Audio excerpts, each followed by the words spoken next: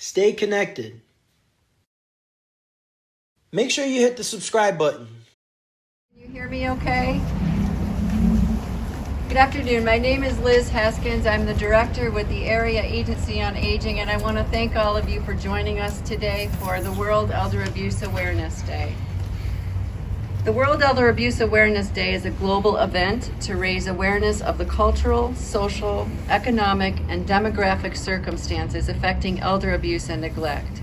This is a global problem, and one that exists right here in Cortland County, unfortunately.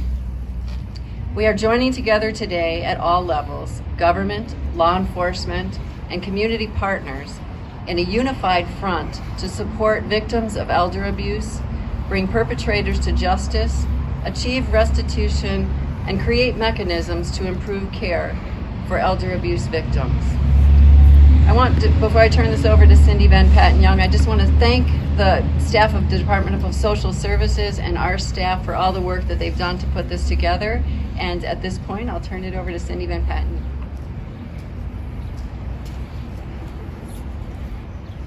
Hello everyone, and thank you very much for coming today.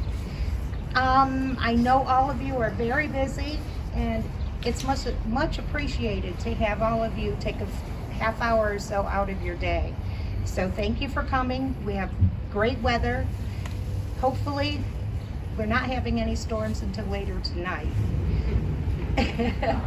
As many of you know, purple is the color associated with World Elder Abuse Awareness Day.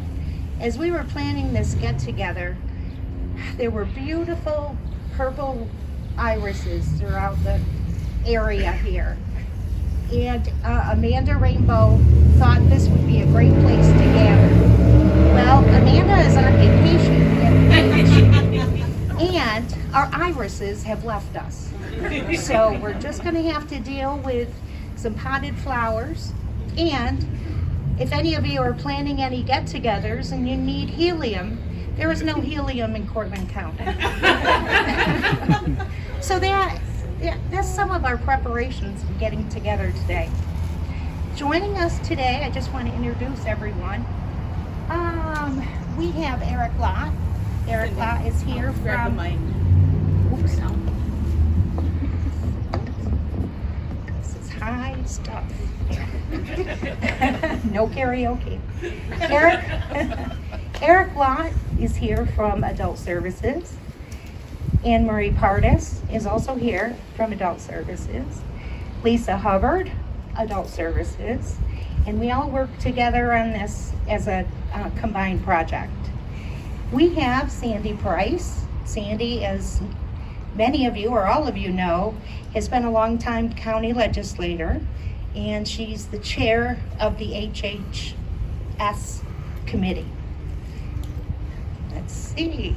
Next, we have Chief Deputy. Let's go down. Deputy Chief Dave Guerrera from the City Police. Chief Pittman. Chief Pittman is here here from Homer, the Homer Police Department. I'll just put a plug. I get off on tangents very easily. I have known Bob almost all of my life, so we have lots of stories to tell from growing up in Preble. Next is Lieutenant Gary Williams, representing us from the Sheriff's Department. Our County Administrator, Robert Capora. Liz Haskins is the Area Agency on Aging Director. And last, Savannah Hempstead. She's here for pictures. The clerk of the chair. What's your title? Clerk of the legislature. No tests here. Okay. We are here really for a solemn program, and that is about elder abuse. We can, kind of make light, but this is a day that elder abuse is being recognized across the world, across the United States, and here in Cortland County.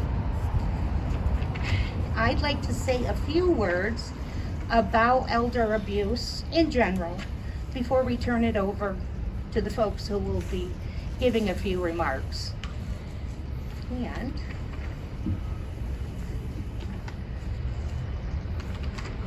bear with me. There are over 300,000 older adults who are victims of elder abuse in New York State. It's a preventable social program or problem that impacts many of New York State's most vulnerable individuals. Elder abuse is found in all communities. It's not just limited to individuals. It's not limited to individuals of any race, ethnic, or cultural background, socioeconomic status, or sexual orientation. Elder abuse knows no boundaries. Elder abuse is often hidden and unreported, and for those that are reported, 23 cases go unreported. Individuals with dementia are at a greater risk of elder abuse. Informal caregivers and family friends are most often the perpetrators. In fact, family members constitute 40% of being the abusers. Caregiving can be very overwhelming and frustrating at times. Elder abuse can take many forms, as we all know. It can be physical abuse, emotional, sexual abuse, financial exploitation, neglect, and one thing that we see often is older adults living alone who are self-neglecting.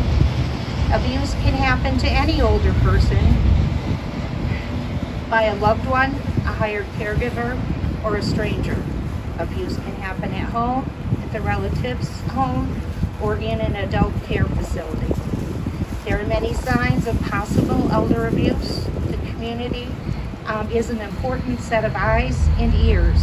Therefore, it's critical for family, caregivers, health practitioners, friends, and neighbors to watch for these signs and act accordingly.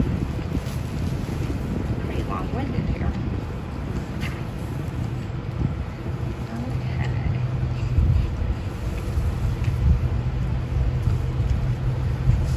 Sorry about that. We're about ready to introduce our speakers. We have here with the Office for Aging, as I said before, we have worked closely with the folks from Adult Protective.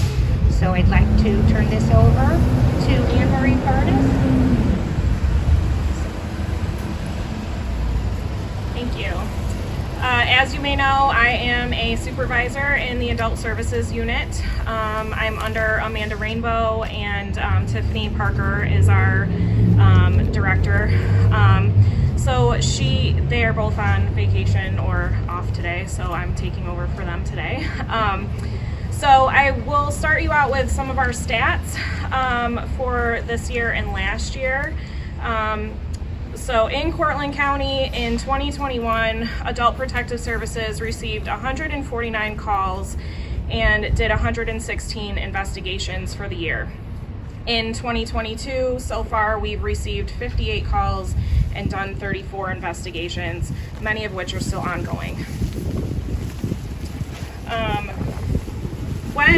So I'm going to talk about just reporting elder abuse. So when we report elder abuse, there's several ways to do that. You can call the New York State Bureau of Adult Services helpline. You can call us here, and we take the referrals directly, and then decide if we need to go out immediately or we need to go out, in a few days. And we try to obviously help people with whatever services they may need. If it's an emergency, we would like people to call 911. Of course, we're not first responders, so 911 is always good in an emergency, and we're always happy to go out and meet as well if, to take care of that. There's also an elder abuse helpline for concerned persons, which include family members, friends, neighbors, which could be impacted by elder abuse, and they may not know where to turn or who to call, so the helpline is good for those people. And the services are free and confidential, and it's a non-emergency line.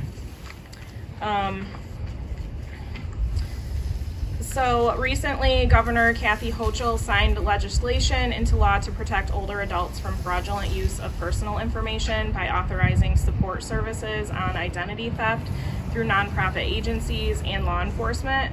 The legislation allows the Office for the Aging and Law Enforcement to recognize identity theft as one of the many forms of elder abuse and take appropriate action to help older adults.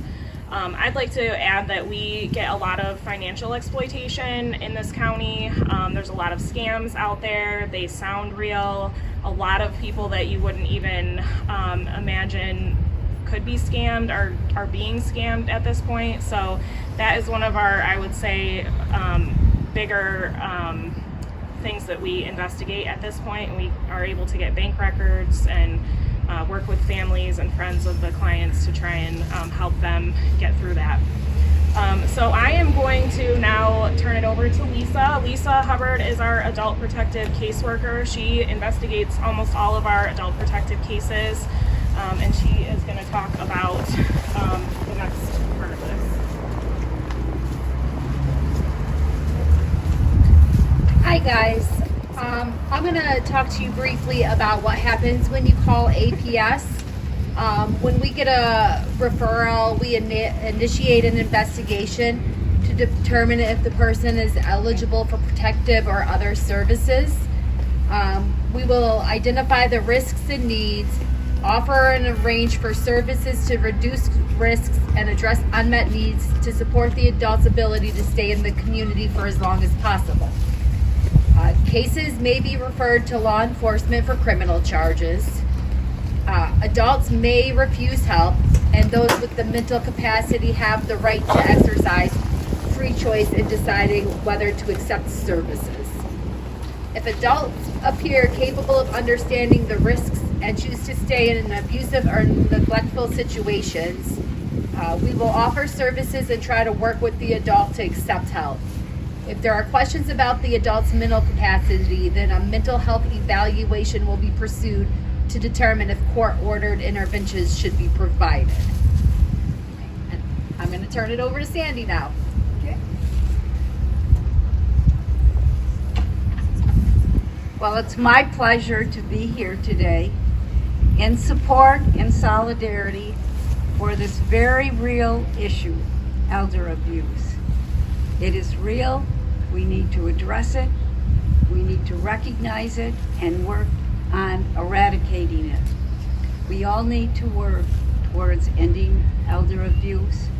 And Cindy told me to keep it short and sweet, so I hope I did okay, Cindy. Thank you.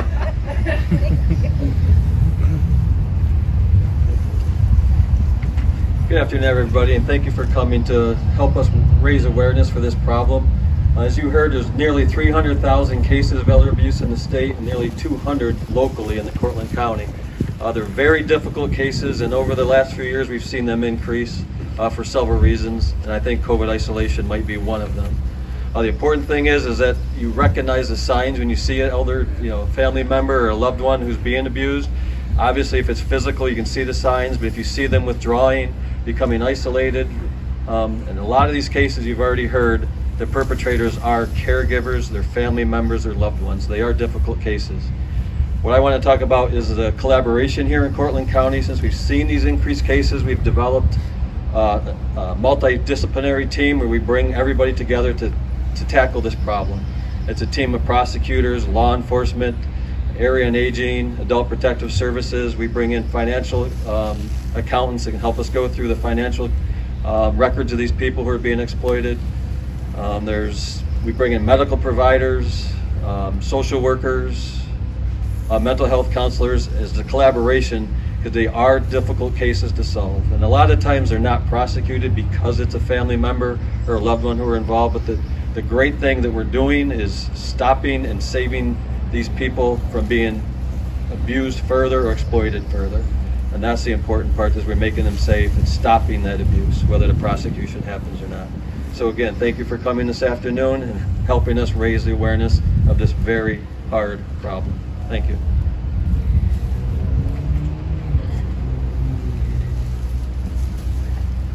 Hi, I'm Chief Pippin with the Homer Police Department.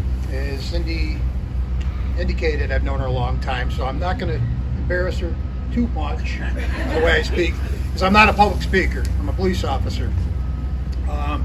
And elder abuse does exist. Chief Guerra just took about everything I had to say about it. I have a special part in my heart regarding elder abuse, because we need to take care of the people that can't take care of themselves. And we all got to work together to help solve this problem. Thank you.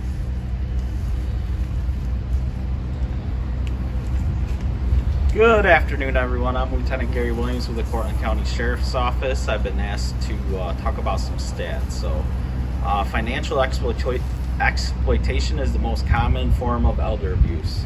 Older people are swindled out of more money than $3 billion each year.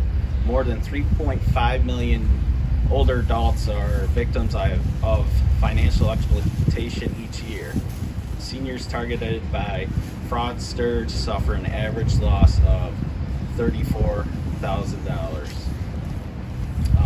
I know as investigator with the Sheriff's Office and being a police officer for the last 15 years, we commonly see different types of scams, grandparent scams, text scams. There's just so many scams out there. If something seems to be too good to be true, then more than likely it's too good to be true, and you're getting scammed. On a positive note, the Sheriff's Department does offer a few different programs.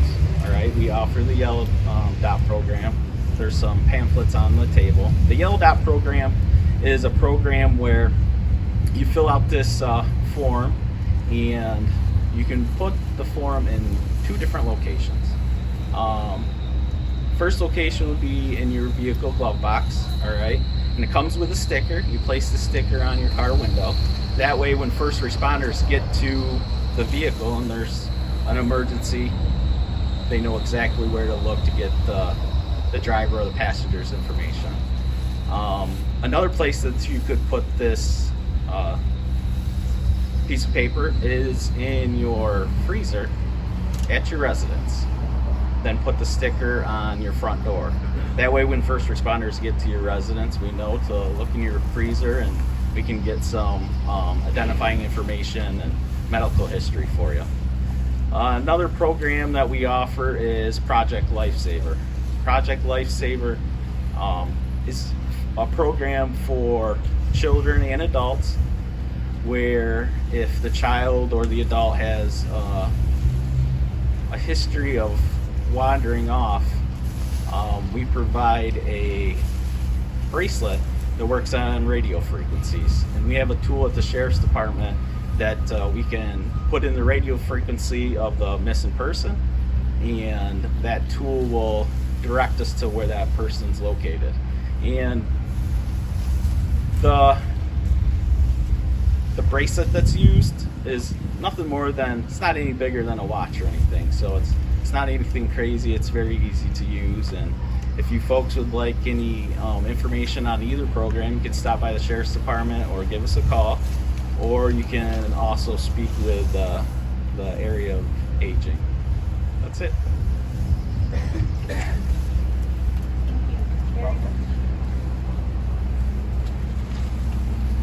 I think it's very safe to say that we are in good hands here in Cortland County. As we've just heard remarks from the folks that tend to be the first responders and the most who are involved with adult abuse. So I'd like to ask you in joining me in giving a round of applause for these folks, and I think we'll conclude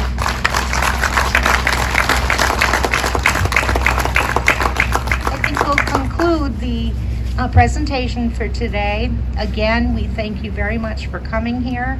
I think we've met our goal of increasing awareness of adult elder abuse. And I would like to say too, we have had a wonderful turnout from our staff in wearing purple shirts.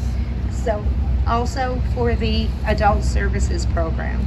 So again, thank you for coming today, and please keep elder abuse in the forefront of your minds. Thank you. Stay connected. Make sure you hit the subscribe button.